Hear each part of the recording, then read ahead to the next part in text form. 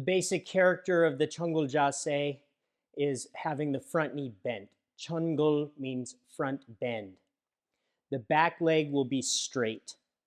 All 10 toes facing in a forward direction, and make sure the belt knot is facing forward. When you step back, make sure that the feet are about hip width apart, so the outside of your hip will be lined up with the insides of your feet. Stepping back into the Chun Gul Jaseh. Side profile, Chun Gul Jaseh. Notice the relationship between the front leg and the rear leg. By having the rear leg straight, I'm able to press weight into my back heel, which drives my body more towards the target. Moving more towards the target bends then the front knee even more. So there's this relationship where both sides of my body are pushing into the earth and creating this expansion feeling of the Chun Gul Jaseh. Common mistake is to hold a little bit in where you're standing up a little too much on the front leg, and then you notice that there's a bend in the back leg here. Rather, you want to try and expand the body to complete that Chun Gul Jaseh.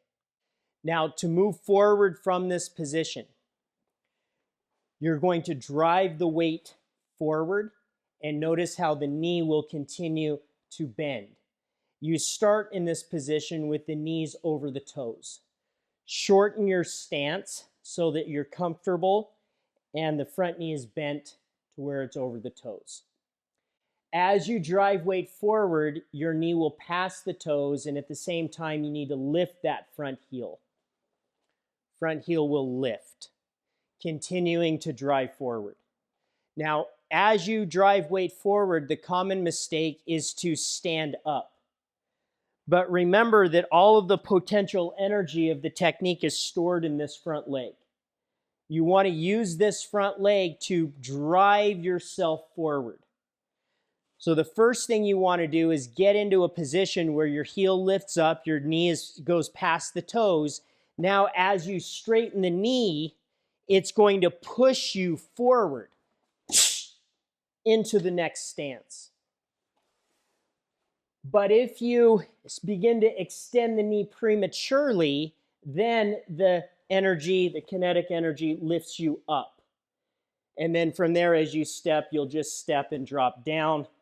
Some systems call that kind of like a sine wave motion. Rather, we know that we want to direct energy and weight forward into the target.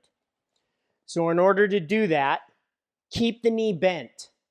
Bend the knee more, lift the front heel, and once you're at the point where you can't do that anymore or else you'll fall, then you're going to extend this leg, and that will propel you forward. Now notice as I propel forward now, my next knee is bent, which allows me then to prepare and move into the next technique. This type of motion can be done using both the defensive and offensive hip application.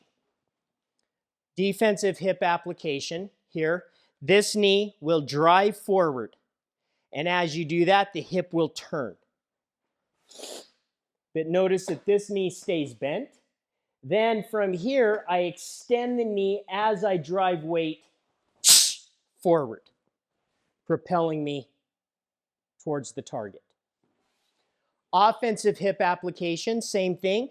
Hip turns in the opposite manner, but still the weight drives onto the front leg, lifting the back heel, then holding the hip back, and then driving weight forward as you extend that leg, propelling you in the direction of the target. Defensive application.